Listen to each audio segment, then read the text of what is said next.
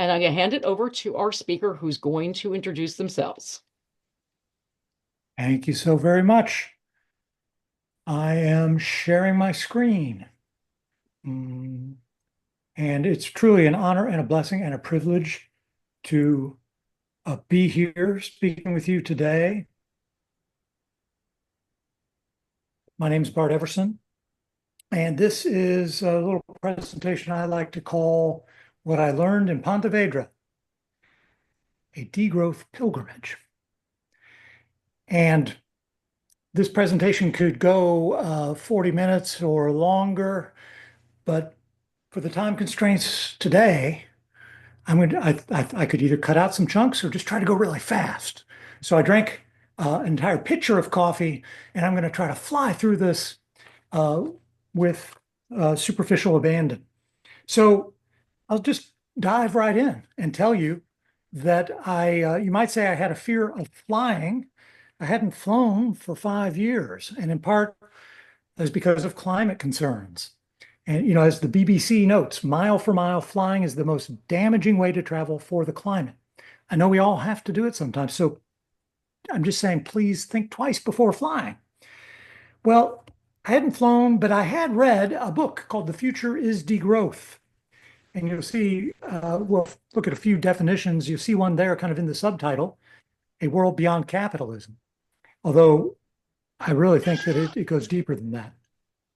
So I liked the book. And so when I had the opportunity, I decided that yes, I would gladly get on that airplane and fly to attend the 10th International Degrowth Conference, 15th Conference of the European Society for Ecological Economics, on June 18th through the 21st of last year. That's in Pontevedra, which is in Galicia, which is in Spain. And I had a twofold mission. I had to make a presentation, which I'll tell you about in a moment, and I had to also present this poster, the Cycles of Gaia Ecological Calendar, on behalf of the Gaian Way. That's right. I am, if you don't know, I am a Gaian, and that is the new tradition that I would be representing, the Gaian Way. The question, though, who would come with me? My wife and my daughter, well, they quickly decided that they would rather stay at home. So I reconfigured my mind to make this is going to be a solo journey. Well, that has some advantages as well. And I did face some challenges. I had a knee challenge. My knee gave out, torn meniscus. I had a tooth challenge. Oh my goodness, an emergency root canal and crown just before I left. I also had some geography challenges because I didn't know where Galicia was. Did you know there's a Celtic part of Spain? Yes, that's where Galicia is. The only thing I knew about this area was the Camino de Santiago, which is like a pilgrimage. And this is one of the milestones along the pilgrimage that you can make in this area. And by the way, I should note, give credit where credit is due for these photos. I did not take these photos, but most all the other photos that you're seeing in this presentation, I just took myself. So a New York Times article came out just before I was to depart. Is called "Shrink the Economy, Save the World," and it was a fairly positive article about degrowth. I thought that was a good omen. Well, one more challenge that I had was the packing challenge. How would I get this stuff on board? You can take 2 items on board. I didn't want to check anything. I heard they might let you take the poster tube. I finally figured out I could put my backpack inside my suitcase and then really only 2 items, the poster tube in one hand and my roller bag. So when I finally flew across the Atlantic and got off the airplane in Madrid, I was so excited to be there that I took this photo of my daughter. Yes, my daughter came with me after all. Her name, by the way, is Persephone. And so I was so excited to have Persephone with me there. I took this photo. And of course, I put down the tube, the poster tube. I set the poster tube down to take this photo. Where's the tube? Did I leave it there? Yes, I left it there. Well, I made my way to Pontevedra. By the time I realized I had left the tube there, I'd gone through security and there was no way of getting back in and lost and found and language barriers and so forth. Well, I just never got it back. But I made it to Pontevedra. That bridge is known as the Burgo Bridge, the Puente del Burgo across the Larez River, bridge, which was built over an even older Roman bridge. And in fact, this bridge may be the origin of the city's name, Pontevedra. Who knows? Our first day there was cold and wet, and I had no umbrella, and everything was closed because it was a Sunday, so I couldn't buy an umbrella. But my first impressions, oh, and that's just well, that's an apparition of Frida Kahlo, who appeared to me is actually a reflection of a neon sign in a window. She appears to be hanging there. Just a cool photo I thought I should share. My first impressions of the city were density, like it was a slice of Brooklyn dropped right in the middle of the countryside of northern Spain. We did a little sightseeing. I saw the Iglesias de Santa Maria la Mayor. We came across this protest, and I do have audio on, so you should be able to hear just a little bit of this. A little snippet to give you an idea, because we got to fly. This is a protest against a cellulose plant. I was told it's against a paper plant that's as big as the city of Santiago de Compostela, and I was reminded of local struggles back home here at Louisiana, where I live, in New Orleans, against the massive Formosa plastics plant that they want to build here. But my favorite part of this day, oh, and there's a sign for the conference that I was attending. See, real. And that says in Spanish, "Are you addicted to growth?" We'll have more about that in a moment. But my favorite part of this day was Persephone going exploring while I sat down on a bench to rest my knee. There she is climbing through the urban landscape. And I finally got my umbrella, found a store that was open as Sunday wrapped up. So, as being part of the Gaian Way, one thing we recommend is meditating every day. And we meditate at sunrise and hopefully outside. So this is the view, the beautiful view from my balcony. I did have a little bit of space to sit outside and do a nature meditation. Well, there's a little bit of a plant growing there. But then I and just to give you an idea, this is the reverse view. We were staying above that shoe store. That's the balcony. I made my way across the river to the School of Forestry. And that is where we had the meeting. Actually, this is actually the day before the conference proper. This was the 5th annual assembly of the degrowth movement. And here they launched the International Degrowth Network. They'd actually launched it the previous year. So it was really the first meeting of this new international network. Not really part of the conference per se, but definitely aligned with all the same values and emphasizing the global aspect. And that's one more. I can offer right here one more definition of degrowth for you. This is from the degrowth.info website. It's a reduction of production and consumption in the global north and liberation from the one-sided Western paradigm of development. It could allow for a self-determined path of social organization in the global south.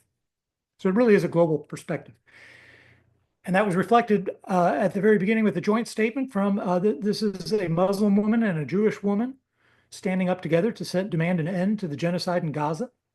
And yes, there were watermelons everywhere. Here's a map of a conference map of the city. You'll notice that watermelon logo down in the corner, the watermelon being a symbol of the Palestinian flag, because it has the same colors as the Palestinian flag. So I've been told. And we also got to bear witness to an inspiring sight, this bike caravan.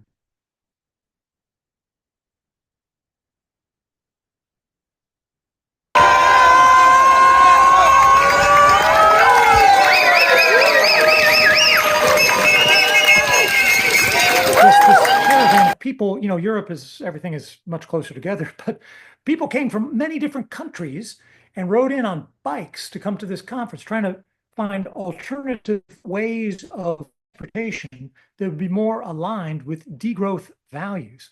So that was pretty cool, because I've been a bicycle commuter for 25 years. All right, that was cool. And then, remember the backpack that I mentioned earlier? You're probably wondering why I made such a big deal about it, because it had this patch on the backpack.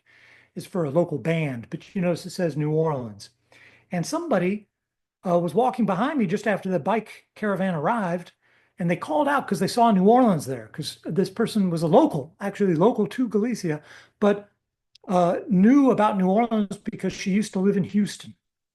And as soon as I said I was there with the Gaian Way, she turned around and introduced me to the guy she was walking with, this guy, Manuel Casal, who also said he was a Gaian, knew all about Gaia, knew about the Gaian Way. And in fact, we've been in correspondence ever since. In fact, I was exchanging texts with him today, a friendship which has blossomed and lasted. So, seemed to make the trip worthwhile. Here's another person I met on that day. It was just lovely to be surrounded by so many people of so many different ages, um, from so many nations, speaking so many languages, or I should say, speaking English with so many accents, and aspiring to such transformative work. We did get a good comeuppance from a speaker repping the global South at the very end of the day's program, saying, we needed to do better. We needed to end the war in Gaza. It was delivered with love, though. And that evening, my daughter got some cotton candy from a robot. There's the picture to prove it. All right, moving right along. I was quite upset that I'd misplaced my tube of posters. I was supposed to present this poster. I had a big roll of 20 or 30 of them, lost it at the airport.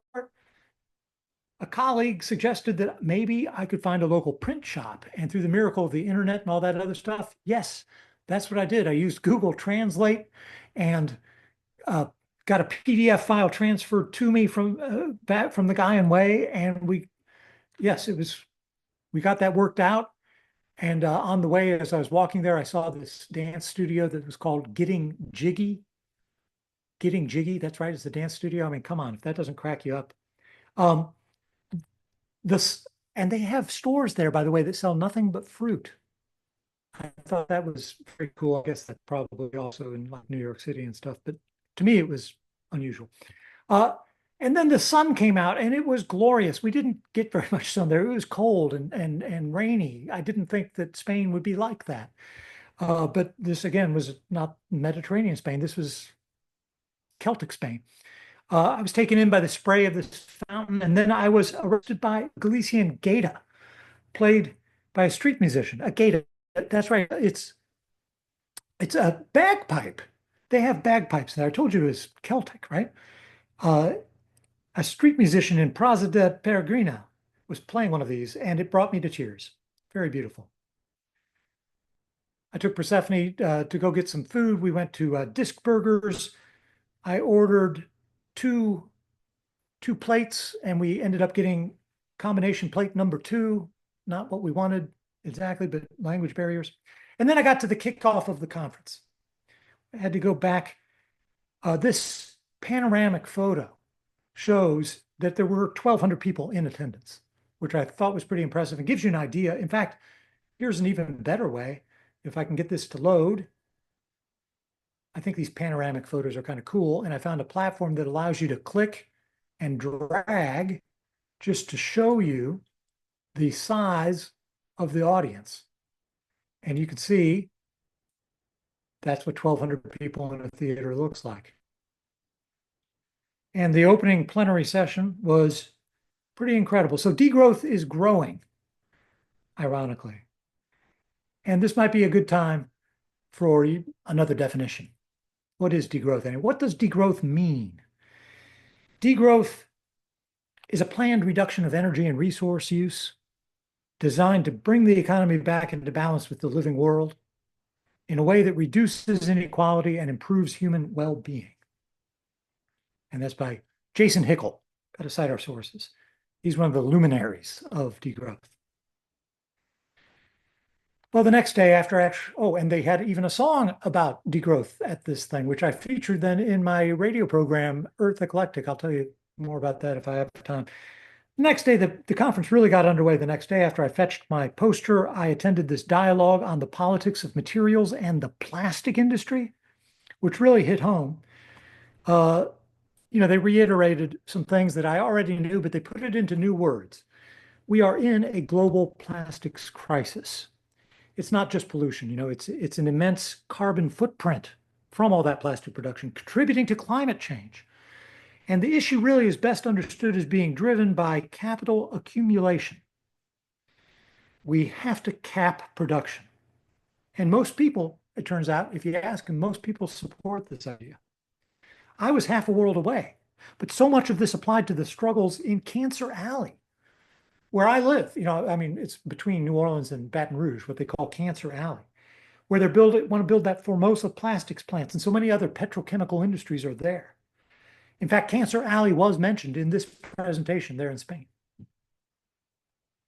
Well, right after that, I installed the poster, and people were intrigued. They came and they took a look. I barely had time to put up all the ancillary information because they just wanted to talk to me about it. But I couldn't linger because I had to hurry back for a walking tour of Pontevedra with this guy, Pedro. It's the only photo I took of him as his eyes firmly shut. He showed us around Pontevedra, and we saw that they have a carnival tradition of their own, just like back home in New Orleans. They're making medieval excavations. That's in the lower right-hand corner near the bridge that I told you about. In the lower left, you'll see the top of a cruceros. These are like crucifixes, but mounted up tall on a tall pole. And there are 12,000 of them around Galicia, which is pretty incredible. But most of all, I want you to look at that middle photo. See how there's no automobiles? No automobiles? Very few automobiles. They have banned automobiles from the city center 20 years ago, and it's working out pretty well. Pedestrian safety, they've won awards for pedestrian safety. It's a point of local pride. It took me a few days to notice why I was feeling so relaxed there, because I wasn't having to dodge automobiles constantly as a pedestrian. A lot of similarities between New Orleans and Pontevedra. The Spanish architecture, you've heard of the French Quarter, but we have Spanish architecture actually. The seafood, the carnival tradition, the Catholic influence, the trees even. But there's a lot of differences. New Orleans is very automobile centric, alas. New Orleans is flat. Well, I don't have time to get into all of this. I got to hurry along. I've got to tell you that evening we attended a film screening of 2020 The Walk. I thought this would be something good to, my daughter was not attending the conference, so I wanted to show her take her to something that, would give her a flavor of what was going on. And this is a film by Extinction Rebellion. And pretty much it's somebody it's that woman actually hiking from Spain to Helsinki to make a protest about climate change. And you're just watching her hike the whole time while she talks in Spanish in the Extinction Rebellion. She's with Extinction Rebellion. Their rhetoric is very strident. So it's pretty much about how we're doomed. And we are sacrificing the planet for future generations. Every time you hear an airplane overhead, it's the sound of one more person who doesn't care about the children. And I was just like, wow, this is all stuff I've said to my daughter, but I'm not sure that I've really said it in quite this harsh of a way. And I was really worried. What is Persephone thinking as she's sitting there? Is she getting upset? Is she getting depressed? Well, of course, the whole thing was in subtitles, right? I don't speak Spanish. She doesn't really speak Spanish. She speaks more Spanish than me, but not enough to really follow the dialogue. So it was all in subtitles. And it turns out she couldn't see the subtitles over the head of the guy who was sitting in front of her. So she missed out on that entirely. So I needn't have worried. Okay. They also, this is the formation of La Cultura Declara la Emergencia, part of this global campaign. Culture declares emergency. It's to raise awareness around the climate crisis. And we had an extraordinary meal that evening. We got to watch a seagull snatch a hunk of meat off of a diner's plate. Not our own plate, somebody else's plate. Really good meal. The next day was the summer solstice. And they also declared it Global Degrowth Day. I thought more people would be excited about the solstice, but I seemed to be the only person who even knew it was happening. I attended a session on anarchy and degrowth, and that guy, Alexander Dunlap, the guy in the baseball cap, yelled at us, about lots of different things. It was actually kind of fun. I attended a session on the circular economy. You may have heard the concept of a circular economy. It focuses on efficiency and technological solutions. But degrowth emphasizes the need for a more fundamental restructuring of the economy and a reduction in overall consumption. So circular economy is sometimes presented as compatible with economic growth, but that conflicts with degrowth's core premise. And this woman, Kirsty Hobson, argued for diversifying and degrowing the circular economy. Well, there's a lot to think about. I couldn't even stay and take in all that information because I had to get my head together for my session. I went for a walk to clear my head. My session was a part of, well, 4 other people who were doing a session. All of us crammed in there together under the title Challenging Dominant Values, Ideologies, and Imaginaries.